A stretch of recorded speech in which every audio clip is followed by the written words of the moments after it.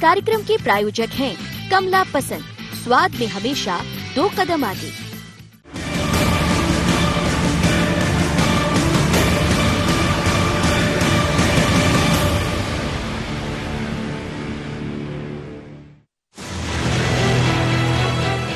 मध्य प्रदेश में होने वाले उपचुनाव कांग्रेस और बीजेपी दोनों के लिए प्रतिष्ठा के चुनाव हैं। ऐसे में जात पात धर्म से दूर रहने की बात करने वाली कांग्रेस इस बार धर्म जात सभी को आधार बनाकर चुनाव मैदान में उतरने को तैयार है और इसके लिए बकायदा पीसीसी की तरफ से जो पत्र जारी किया गया है उसमें लाइनों को भी जरा देख लीजिए, जिसमें साफ कहा गया है कि जातिगत आधार पर ही पन्ना प्रभारी बनाया जाए। जात ही नहीं, कांग्रेस मठ मंदिरों में विकास की बात कहकर हिंदुओं को अपने साथ जोड़ने की बात को आगे बढ़ा चुकी है, लेकिन कांग्रेस ये भी कह रही है कि हम जात और धर्म पर नहीं बल्कि विकास के नाम पर आगे बढ़ेंगे। और फूट डालो शासन करो की नीति भारतीय जनता पार्टी जो अंग्रेजों के साथ के लोग थे वो आज भी देश के अंदर कर रहे हैं। इन्हें हर वर्ग के लोगों को साथ में लेने को इनको लगता है कि इन्हें अलग अलग कर दिया। इस देश के सामूहिकता के भाव के साथ कांग्रेस पार्टी चलती है और समूह के साथ सब लोगों को साथ लेने का काम करती है। हमारे धार्मिक स्थल हैं, प्रतीक हैं, जहाँ से हमारी जो है आध्यात्मिक चेतना का विकास होता है, उन सबकी जानकारियां उन्होंने इकट्ठी की हुई हैं और वो उनके धीरे धीरे उनका विकास करना चाहते थे। प्रदेश के विकास में महत्वपूर्ण रूप से आध्यात्म को स्थापित करने की कोशिश की है। हमारे पास शाडोरा के मंदिरों की भी जानकारियां हैं और हमारे पास जो गिरिराज जी की भी जानकारियां हैं, हमारे पास सारी जानकारियां हैं और हम लोग इस पर बड़ा व्यापक काम कर रहे हैं। हम लोग फर्जी काम नहीं कर रहे कि वोट के लिए हिंदू करने लगे और घर बैठ गए। हम जो है उनका विकास करना चाहते हैं। कांग्रेस ने धर्म जात की बात की है तो फिर बीजेपी कहां चुप रहने वाली है। और बीते दिनों में सरकार बनने के बाद से जिस ढंग से अलग अलग योजनाओं के जरिए हर वर्ग को लुभाने का प्रयास किया है तो जाहिर है कांग्रेस को घेरने का मौका भी मिल गया। कांग्रेस प्रारंभ से ही जात के आधार पर राजनीति करती है और भारतीय जनता पार्टी सबका साथ सबका विकास की राजनीति करती है। ये दो सोच हैं अलग अलग प्रकार के।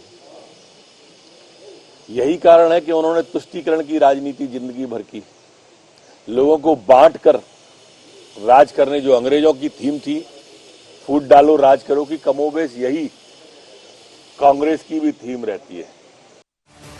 उपचुनाव में सर्वाधिक सीटें ग्वालियर चंबल में हैं और यहां जातिगत राजनीति खूब होती भी रही है। 2018 के चुनाव में बीजेपी की एक गलती माई का लाल भारी पड़ी थी,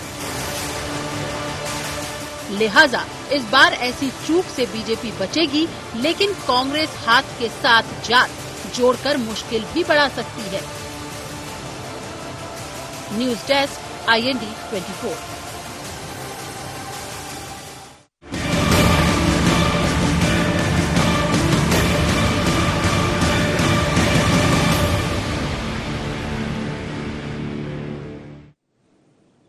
नमस्कार, IND एजेंडा हाथ की जात में आपका स्वागत है। मैं हूं आपके साथ नवीन पुरोहित। चर्चा को विस्तार देंगे उसके पहले IND एजेंडा के मुख्य बिंदुओं की तरफ एक निगाह डालते हैं। क्या हाथ के साथ जात का फॉर्मूला कांग्रेस को जीत दिला पाएगा? क्या उपचुनाव भारतीय जनता पार्टी और कांग्रेस के लिए प्रतिष्ठा के चुनाव होंगे? क्या भारतीय जनता पार्टी कांग्रेस के जाति कार्ड की कोई काट निकाल पाएगी? जातिगत कार्ड के जरिए सत्ता तक पहुंचने का आधार कितना सही? नमस्कार, चर्चा में आप सबका स्वागत है। जात न पूछो साधु की, पूछ लीजियो ज्ञान, मोल करो तलवार का, पड़ी रहंदो म्यान। ये दोहा खूब सुना होगा कि ज्ञान के आगे जाति का कोई महत्व नहीं। लेकिन अगर इस देश की राजनीति की बात की जाए तो इस देश की राजनीति में जातिगत समीकरणों का बड़ा महत्व है। भले ही हमारे संविधान ने सबको समान अधिकार, स्वतंत्रता, सार्वभौमिकता, अभिव्यक्ति की आज़ादी जैसे मूलभूत अधिकार दिए हों, जाति और धर्म पर भेदभाव न करने की बात कही हो, लेकिन मूलतः हमारे समाज में, हमारे देश के कर्णधार ही राजनीति करने के लिए जाति के आधार को बढ़ावा देते हैं। कांग्रेस हालांकि विरोध करती रही है कि जाति के आधार पर राजनीति नहीं करनी चाहिए, लेकिन अब जाति के आधार पर कांग्रेस प्रभारी नियुक्त करेगी, बूथ प्रभारी, पन्ना प्रभारी, किस जगह किस जाति के लोगों की संख्या ज़्यादा है, संख्या बल के आधार पर, जातिगत समीकरण के आधार पर प्रतिनिधि बनाए जाएंगे। तो क्या कांग्रेस अपने मूल विचार से भटक गई है? जातिगत राजनीति की बात कहने वाली और जाति विशेष की राजनीति का विरोध करने वाली, धर्मनिरपेक्षता की बात करने वाली कांग्रेस आखिर क्यों जातिगत समीकरणों के आधार पर राजनीति करने जा रही? इसी मुद्दे पर चर्चा करेंगे। हमारे साथ चर्चा में शामिल हैं गोविंद मालू जी, भारतीय जनता पार्टी के नेता हैं, अजीत सिंह भदौरिया जी कांग्रेस प्रवक्ता हैं मध्य प्रदेश कांग्रेस के, सुरेश शर्मा जी वरिष्ठ पत्रकार हमारे साथ हैं। आप समस्त महानुभावों का बहुत बहुत स्वागत है। अजीत जी, अब आप बात ढूंढेंगे और साथ ढूंढेंगे, लेकिन प्रतिनिधि कौन बनेगा इसके लिए जात ढूंढेंगे कि पहले उस जगह पर किन लोगों की संख्या ज़्यादा है, मुस्लिम बाहुल्य है तो मुस्लिम प्रतिनिधि रहेगा, पिछड़ा वर्ग है तो पिछड़ा वर्ग से कोई व्यक्ति लाएंगे, सवर्ण है तो। हालांकि इस जातिगत व्यवस्था ने हमारे देश को बहुत नुकसान पहुंचाया है, लेकिन राजनीति है कि जातियां खत्म, इस व्यवस्था को खत्म न करने की उन्होंने कसम खा रखी। हालांकि आप तो विरोध करते थे, ऐसा क्या हुआ अजीत जी?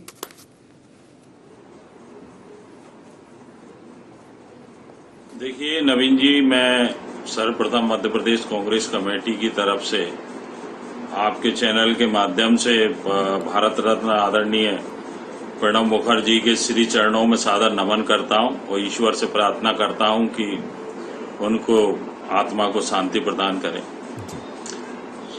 अब मैं चर्चा में आगे बढ़ने से पहले सबसे पहले नवीन जी आपको बधाई देना चाहूंगा, आपकी पूरी टीम को बधाई देना चाहूंगा कि ये टॉपिक बड़ा खोज के लाए हैं।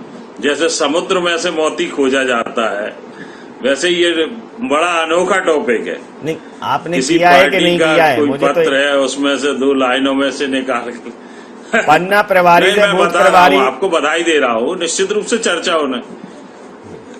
होना चाहिए। निश्चित रूप से आपको बधाई दे रहा हूँ। मैं कह रहा हूँ ना, किसी पार्टी के पत्र में से, मैंने कहा किसी पार्टी के पत्र में से नहीं, किसी नहीं, आपकी तो पार्टी के आप बात कर रहे हैं तो निश्चित रूप से हाँ हमारी पार्टी के में से। दूसरी पार्टी के तो पत्रों में से शायद ना दिख पाए ये लाइन है आजकल की मीडिया को, परंतु कांग्रेस के पत्रों में से दिख जाती है। मैं आपके माध्यम से बता देना चाहूंगा, ये कोई भी राजनीतिक दल है, कोई भी राजनीतिक दल है। आप एक बार बताओ, आपको दिखती है दूसरे पार्टी के पत्र में लाइनें, आप लाओ, नहीं दिखे तो बात करो। होता क्या है कि दूसरी पार्टी को नहीं दिखा रहे, दूसरे पार्टी को ये करके पूरी आप लोगों ने एक ही तो लाइन पकड़ के रखी है। भाई आप तो ये बताओ, अब मैंने ये नहीं कहा, मैं तो ये कह रहा हूँ, आप भारतीय जनता पार्टी पे भाई जो चोर था वो चोर था, साहूकार भी चोर हो रहा है। नहीं, वो आपका कहना सही है। मैं अब अपनी आगे बात कर रहा हूँ ना, आदरणीय निवेदन कर लीजिए। कोई भी नवीन जी, मैं आपसे निवेदन करूं बड़ी विनम्रता के साथ, वो जो आप भी जानते हैं, आप भी इसी अंचल के रहने वाले हैं, जिस अंचल में 16 चुनाव हो रहे हैं, वो जहां दलगत राजनीति जातिगत राजनीति में सिमट के आ गई है। मैं बात कर रहा हूं ग्वालियर चंबल संभाग की।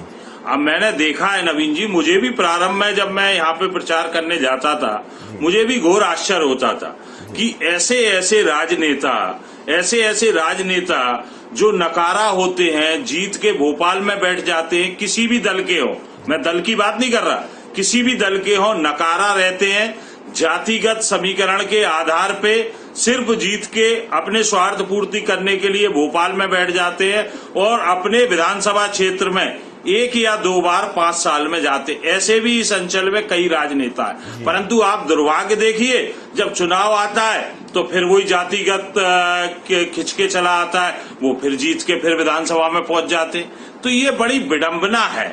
जब भी कोई चुनाव में जाता है साम दाम दंड भेद करके किसी भी पार्टी का लक्ष्य रहता है चुनाव जीतना। जहां तक आप ये पन्ना प्रभारी की बात कर रहे हैं तो आदरणीय मैं निवेदन करूंगा आपसे, आपके माध्यम से, कि आप देखिए कि किसी भी मोहल्ले में गली में जब हम एक पन्ना के मतदाता सूची के हिसाब से प्रभारी बनाएंगे तो उसमें सपोज दैट किसी भी परिवार के 10 घर हैं या किसी भी जाति के 10 घर हैं, उनमें से अगर हम किसी को प्रभारी बना देंगे या कोई भी राजनीतिक दल प्रभारी बना देगा तो वो वोट के समय या अपनी बात रखते समय घर के अंदर तक जाके कंफर्ट जोन में जाके वो उनको मतदान केंद्र तक ला सकता है, मतदान अपनी पार्टी के पक्ष में करवा सकता है। ये बड़ी भारी विडंबना है, इसका नुकसान है सामाजिक रूप में निश्चित रूप।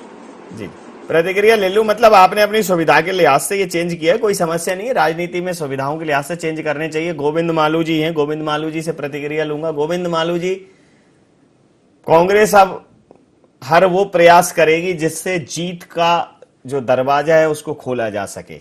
उपचुनाव कांग्रेस के लिए बहुत बड़ा विषय है। 15 साल बाद वापसी हुई थी और 15 महीनों में आपने उनको चलता कर दिया। अभी भी जद्दोजहद बाकी है, आपकी प्रतिक्रिया चाहूंगा।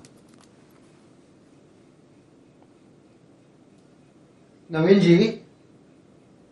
जी सर। जाति, वर्ग और इनके बीच में संघर्ष पैदा करना, ये अंग्रेजों से कांग्रेस ने बखूबी सीखा और आजादी के बाद अपने शासनकाल में इसका भरपूर उपयोग किया और पाखंड ये रचा कि नारा लगाते थे न जात पर न पात पर मोहर लगेगी हाथ पर, लेकिन करते वही थे क्योंकि गरीबी हटाओ की भी बात की, जात पात की बात की और करा वही जो कहा उसके विपरीत। जी। तो जाति और वर्ग संघर्ष पैदा करके विदर्भ भी जला। जी। हमारे यहाँ पर अलग अलग प्रांतों में इस बात की आग फैली। जी। और छोटे छोटे फिरकों में देश को बांट दिया। जी। जब साक्षरता बढ़ी, जब लिटरेसी बढ़ी, जब नया युवा खून आया तो वो समझ गया कि असलियत क्या है। इसलिए कांग्रेस का हश्र पश्चिम बंगाल से लेकर तमिलनाडु से लेकर उत्तर प्रदेश बिहार में क्या हुआ हम देख रहे हैं। द्रविड़ आंदोलन कांग्रेस की देन है। कांग्रेस ने वहां कैसी जाति की बात की और कैसे द्रविड़ का आंदोलन हुआ, आज तक वो द्रविड़ पार्टियां वहां पर राज कर रही है। तो कांग्रेस ने इस देश को एकजुट रखने में, एकता और अखंडता और संप्रभुता सुनिश्चित करने की बजाय अपने वोट बैंक की राजनीति की, वो भी जाति की राजनीति केवल वोट बैंक के लिए की। भारतीय जनता पार्टी तो सबका साथ, सबका विकास और सबका विश्वास इसमें भरोसा करती है और भारतीय जनता पार्टी ने कभी भी इस तरह के कोटे की या ये जाति का है तो इसको मुख्यमंत्री बना दो या अमुक जाति का है इसको यहाँ मुख्यमंत्री बना दो, ये नहीं कहा। जो जिस जगह पर जो जनप्रतिनिधि वहां पर लोकप्रिय है उस अनुसार हमने टिकट का बंटवारा किया। सक्षम है तो नेतृत्व भी दिया। तो भारतीय जनता पार्टी ने कभी भी जात पात की राजनीति नहीं की, लेकिन इन्होंने बहुसंख्यक समाज में जो तोड़फोड़ की है उसका खामियाजा कांग्रेस को आज भुगतना पड़ रहा है, उस देश को भी भुगतना पड़ रहा है। अब वापस उसको असेंबल करने में, एक पूरा संकुल बनाने में, एक विविधता वाले देश को एक सूत्र में पिरोने में अब जो भूमिका है वो हमारी सरकारों ने अदा की है। इसलिए कांग्रेस तो कल्प्रिट है, कांग्रेस तो इस सब मामलों की रचयिता है। और आज भी वो इससे बाज नहीं आ रही है कि पन्ना प्रमुख भी जात के आधार पर या चुनाव में, ठीक है, टिकट वितरण करने में आप जीतने वाले उम्मीदवार के बारे में न सोच के जात के बारे में सोचें, लेकिन आप पन्ना प्रमुख तक अगर जाति व्यवस्था पर जाएंगे तो क्या होगा। जी, आप दोनों लोगों की बात पर प्रतिक्रिया ले लेता हूँ। कर्नाटक में आप दोनों लोगों की बात पर प्रतिक्रिया ले लेता हूँ। मालू जी, अगले राउंड में भी बात होगी। कांग्रेस ने जात पात का जहर फैलाया है, वर्ग संघर्ष की बात। मालू जी, अगले राउंड में भी बात होगी। इस राउंड में आप जरा आपकी प्रतिक्रिया ले लेता हूँ आप दोनों लोगों की बात पर। सुरेश जी, न जात पर न पात पर और मोहर लगेगी हाथ पर, लेकिन वही कांग्रेस आ गई है जात पात की बात पर। पन्ने में एक कोने में ये लिखा जाएगा कि इस पन्ने के ऊपर जो नाम लिखे हैं उसमें किस जाति के लोगों का संख्या बल ज्यादा है, उसी हिसाब से उसको प्रतिनिधित्व मिलेगा। तो कांग्रेस भी अब जातिगत समीकरण जैसा एक हथकंडा अपनाने जा रही है। मतलब इस चुनाव में वो कोई कोर कसर छोड़ने वाली नहीं है। देखिए नवीन जी, मैं सबसे पहले आपको साधुवाद देता हूं कि आपने किताब के एक में से और पन्ना प्रमुख की लाइन निकाल के ले आए। आप ये बहुत बहुत बड़ी पत्रकारिता जो है निश्चित रूप से इसी दृष्टिकोण की होना चाहिए कि जो चीज छुपाने की लोग कोशिश करते हैं वही हम सार्वजनिक करें, और यही पत्रकारिता। मैं आपको फिर से साधुवाद देता हूं। मैं व्यक्तिगत रूप से एक चीज मानता हूं कि जो राजनीति है वो जाति और धर्म के आधार पर 1947 से चली आ रही है। आप जिसको धर्मनिरपेक्षता कहते हैं, सेकुलरिज्म कहते हैं, वो भी एक जाति और धर्म की राजनीति रही है। एक तरफ जो है एक समाज की राजनीति। अटल बिहारी वाजपेयी जी ने कहा था कि सांप्रदायिकता दुधारी तलवार है।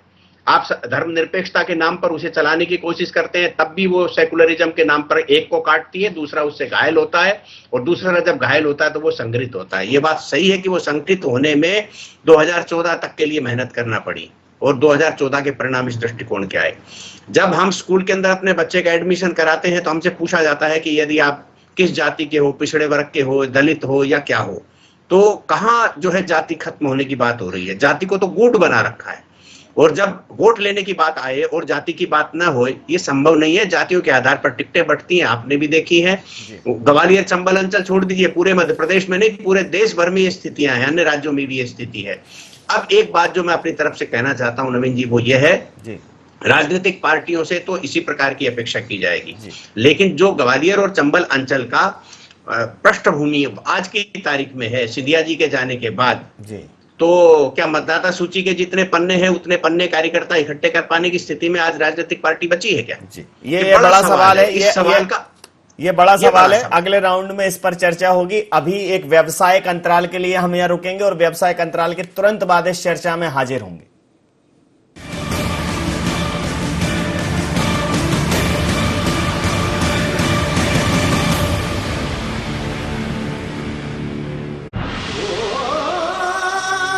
कोई खास है, कोई बात है, कमला पसंद। जीते दुनिया हर बाजी जीते, हर अदा में शाही अंदाज है। कमला पसंद पान मसाला, शाही स्वाद, शाही अंदाज, स्वाद में हमेशा 2 कदम आगे। छोटा सहयोग बड़ा उपयोग। कोविड-19 से लड़ाई में मुख्यमंत्री सहायता कोष में करे सहयोग। इस संकट के समय आपके योगदान से जरूरतमंद लोगों को मिलेगा जीवन दान। जन सहयोग से ही हम मिलकर कोरोना के खिलाफ जीतेंगे जंग। CM relief fund, SBI account number 100-781-52483, IFSC code SBIN 0001056।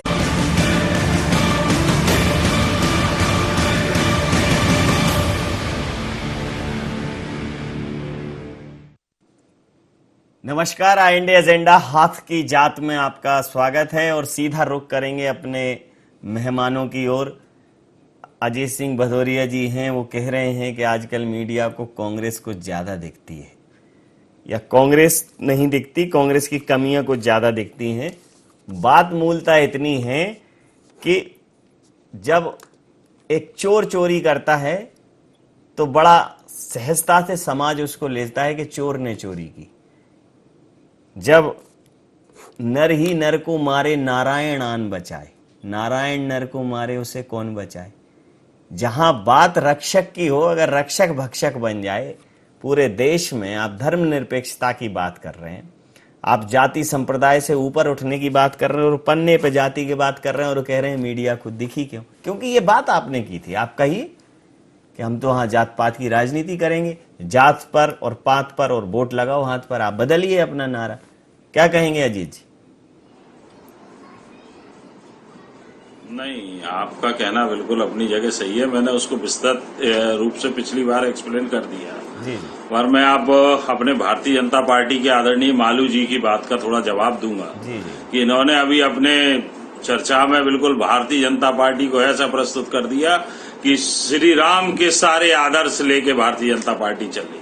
आदरणीय मालू जी, मैं आपको संज्ञान में बहुत दो तीन छोटी चीजें लाऊंगा। बगल में उत्तर प्रदेश राज्य लगा है, भारतीय जनता पार्टी की वहां सरकार है। एक जाति विशेष के लोगों को किस तरीके से प्रताड़ित किया जा रहा है, केवल क्या वही है पूरे उत्तर प्रदेश के निवासी?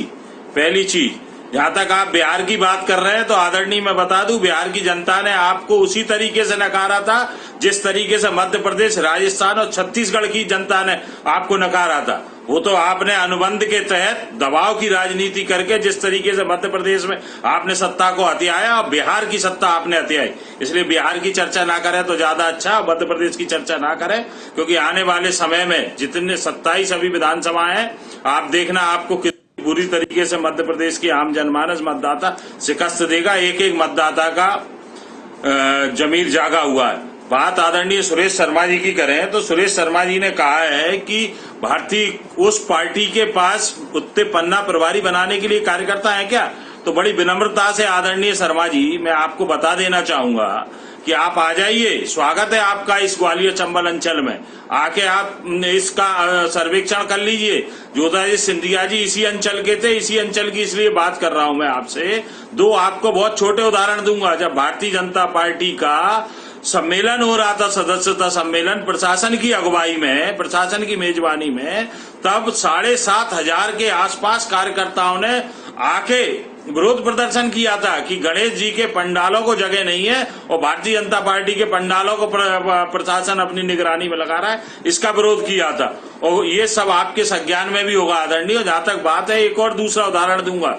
अभी 4 दिन पहले हमारे द्वितीय पंक्ति के नेता सज्जन सिंह जी वर्मा और एनपी प्रजापति जी आए एयरपोर्ट से लेके आदरणीय नवीन जी मेला ग्राउंड के बीच में 5 किलोमीटर के लगभग ये कौन सी पंक्ति के नेता हैं? 4 घंटे लगे, 4 घंटे। ये कौन सी पंक्ति के नेता है? द्वितीय पंक्ति के द्वितीय पंक्ति के दूसरे प्रथम में, दूसरी पंक्ति प्रथम में कौन है?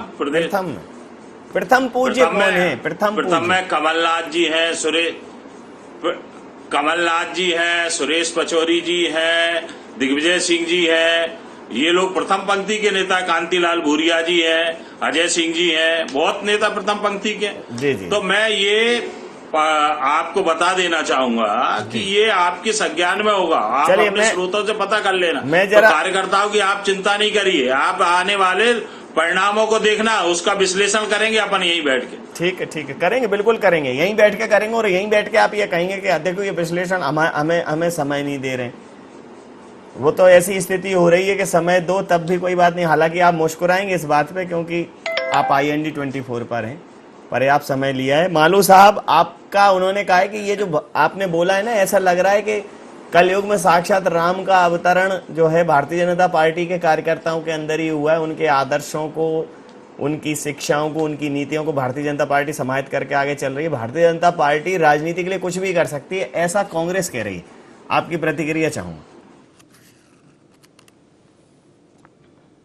देखिए, कांग्रेस के प्रमाण पत्र की जरूरत नहीं, जनता के प्रमाण पत्र भारतीय जनता पार्टी को मिला है कि उसने कैसी राजनीति की है। ये भाई जो बता रहे थे, पहले अपनी स्थिति देख ले कि बिहार में कहाँ खड़े हैं वो। अरे महाराष्ट्र में जो शुरुआत थी वो कहाँ खड़े? जनता ने रिजेक्ट किया आपको। तमिलनाडु में आप कहाँ थे? कामराज आपके। अरे मेरी बात हो जाने दीजिए, आपने बोल दिया ना। अपने यहाँ तो आप देखिए, पूरा ज्ञान लेके आइए, उसके बाद बात करिए। आप जो है पहले आपको ज्ञान लेना पड़ेगा, उसके बाद भारतीय जनता पार्टी का ज्ञान लेना पड़ेगा। भारतीय जनता पार्टी की नकल करने से, पन्ना प्रमुख बनाने से कुछ नहीं होता। भाई सुरेश शर्मा जी तो तटस्थ प्रेक्षक है, उन्होंने सही बात कही। गुमराह जनता पार्टी के पास आप गुमराह करोगे। जनता ने आपको बिल्कुल मैंडेट नहीं दिया। राष्ट्रीय स्वयं सेवक की नकल करके अभी क्या हो जाएगा? इसके माध्यम से भ्रष्ट लोग हैं, हमें मालूम है। गुमराह नहीं करिए आप, जिम्मेदार अपने आप को बड़ी देश की असलियत अपनी छुपाएंगे तो लोग समझ जाएंगे कि आप कहाँ खड़े हैं। आज आपके आंध्र प्रदेश में कहाँ खड़े हैं? असलियत मत छुपाइए, जनता ने आपको मैंडेट नहीं दिया। बिहार में कहाँ खड़े हैं? अपनी स्थिति कहाँ खड़े हैं? आप भारतीय जनता पार्टी के ऊपर ये मत बताइए कि वो कहाँ खड़ी है, वो तो बराबर सत्ता में है। तो देखिए श्रीमान जी, ये जात पात की राजनीति, वर्ग संघर्ष की राजनीति, कहना कुछ करना कुछ, कथनी करनी नक्सल की राजनीति, मुंह में राम बगल में छुरी, ये सब कांग्रेस के। और इसी के कारण भारतीय जनता पार्टी ने जो कहा वो करके दिखाया। 370 हमारे उसमें था एजेंडे में। हमारे एजेंडे में राम मंदिर था, हमारे एनजेडे में कॉमन सिविल कोड है, हम सब काम करेंगे। आप लोग हंसी उड़ाते थे, मोदी जी ने कर दिखाया है। अब आप हाथ मलते रहिए और आप केवल इसकी टोपी उसके सिर करिए। ये आपके यहाँ तो लोकतंत्र की कोई बात ही नहीं है, एक परिवार का शासन है। अंतिम प्रतिक्रिया के साथ सुरेश जी, अंतिम प्रतिक्रिया के साथ चर्चा समाप्त। राहुल आए और ये जाति पाति का जो झगड़ा है, अरे आप तो जिन अल्पसंख्यकों के वोट बैंक समझा, उसमें शिया सुन्नी के संघर्ष आप लोगों ने कराए। हमसे पूछे, हम 50 उदाहरण बता देंगे आपको। मालू साहब, हमारे शासनकाल में एक भी शिया सुन्नी का संघर्ष अंतिम प्रतिक्रिया के साथ चर्चा समाप्त भारत में नहीं हुआ। आपने अल्पसंख्यकों को मुसलमान बनाया केवल। अल्पसंख्यक में अंतिम प्रतिक्रिया के साथ चर्चा समाप्त करूंगा, ध्यान नहीं रखा। अंतिम प्रतिक्रिया के साथ चर्चा समाप्त करूंगा। मालू जी, आपके आरोप को केंद्र में रखते हुए अंतिम प्रतिक्रिया पर चर्चा समाप्त करूंगा। सुरेश जी, मालू जी का कहना है कि ये जो वर्ग संघर्ष है, जात पात की राजनीति है, 70 सालों में कांग्रेस ने इसको पोषित किया है, कांग्रेस ने इसको सींचा है, कांग्रेस ने इसको बढ़ावा दिया है। और एक नया मुखौटा था कि धर्मनिरपेक्षता वाली बात है, जातिवाद, राष्ट्र, भाषा और इन सब से ऊपर उठकर एक राष्ट्र की बात है, लेकिन कांग्रेस ने इसको सींचा है। नहीं तो 70 साल में ये पनप नहीं पाता। ये जो मालू जी कह रहे हैं कि ये राजनीति ही कांग्रेस ने शुरू की है, और कांग्रेस ये कह रही है कि नहीं, ये राजनीति भारतीय जनता पार्टी की देन है क्या आखिर? नहीं, और धर्म और जाति की राजनीति दोनों राजनीतिक दल करते हैं। कोई ये एक दूसरे पर आरोप लगाते रहे, लेकिन इनका दोनों का दामन दागी है। और जहां तक जाति की बात है, मैं बहुत स्पष्ट शब्दों में कहना चाहता हूं कि जाति जो है हमारी सामाजिक व्यवस्था का हिस्सा रहा है, इसलिए वो राजनीतिक दलों ने उसका लाभ उठाया है और राजनीतिक दलों ने उसे जिंदा रखने की कोशिश की है। यदि हम पहले दिन आरक्षण न दे करके और आर्थिक आधार पर हम इसकी व्यवस्था कर देते तो जाति अपने आप समाप्त हो जाती। जब आप जातिगत आधार पर आरक्षण ही देते हैं, तब जातियां समाप्त कैसे होंगी, इसके बारे में गंभीर प्रश्न है। ये अब कोई इसका समाधान नहीं है। इसलिए राजनीतिक पार्टियों, अब भाजपा आई है तो ये करे ना, हिम्मत दिखाए ना कि भाई हम जाति के पक्षधर नहीं है, इसलिए हम आरक्षण समाप्त कर रहे हैं और आर्थिक आधार पर सारे देश में दे रहे हैं आरक्षण। तो ये जो है, मुझे लगता है कतनी और करनी क्या सभी राजनीतिक पार्टियों के अंतर है, और वोट के कारण जो है हिम्मत नहीं जुटा पा रहे हैं वास्तविक सच को स्वीकार करने की। देश का वास्तविक सच ये है कि हम समन्वयवादी हैं, हम धर्मनिरपेक्ष हैं, जातियों में बटे होने के बावजूद भी हमारे साथ रिश्ते नाते भाईचारा है। ये सारी हमारी सामाजिक व्यवस्था का हिस्सा रहा है, लेकिन राजनीतिक दलों ने इसे दूषित किया है। वो राजनीतिक दलों में आप किसी एक राजनीतिक पार्टी का नाम लेकर के अपने दामन को साफ नहीं कर सकते। बिल्कुल ठीक है। समय सीमा के चलते मैं ये चर्चा यहाँ समाप्त करूंगा। आप समस्त महानुभावों का बहुत बहुत धन्यवाद, बहुत बहुत आभार। तो जिस प्रकार से कांग्रेस ने अपने पत्र में कहा है कि जो पन्ना प्रभारी हैं, बूथ प्रभारी हैं, वो ऐसे लोगों को बनाएं जिसमें उस जगह पर उनकी बहुलता हो। कुल मिलाकर धर्मनिरपेक्षता की बात करने वाली, जाति, भाषा, धर्म के आधार पर राजनीति न करने वाली कांग्रेस अब जाति के आधार पर अपने पन्ना और बूथ प्रभारी का चयन करेगी। सहजता से ये बात आपको गले नहीं उतरेगी, लेकिन हकीकत यही है कि कांग्रेस ने अब ये रुख अख्तियार किया है। आपने कुछ दिनों पहले कांग्रेस में ये भी देखा कि कांग्रेस का एक बड़ा धड़ा राम मंदिर के समर्थन में था और एक मौन था। मौन नाराजगी थी या मूक स्वीकृति, ये जनता तय करेगी, लेकिन कांग्रेस अब हर वो हथकंडा अपनाने की कोशिश कर रही है या हर वो उस राह पर जा रही है जिस राह से उसे जीत की मंजिल मिले। लेकिन क्या यह कांग्रेस के लिए मुफीद साबित होगा? क्या जो कांग्रेस के मूल विचार हैं, क्या जो कांग्रेस की मूल बात है, कांग्रेस का मूलाधार है, अपने मूल से इधर उधर होना, क्या कांग्रेस के लिए लाभकारी सिद्ध होगा, कांग्रेस के लिए बेहतरी करने वाला होगा? ये तो देखना दिलचस्प रहेगा। IND एजेंडा में इतना ही। आप बने रहिए IND 24 के साथ और देखते रहिए IND 24। नमस्कार।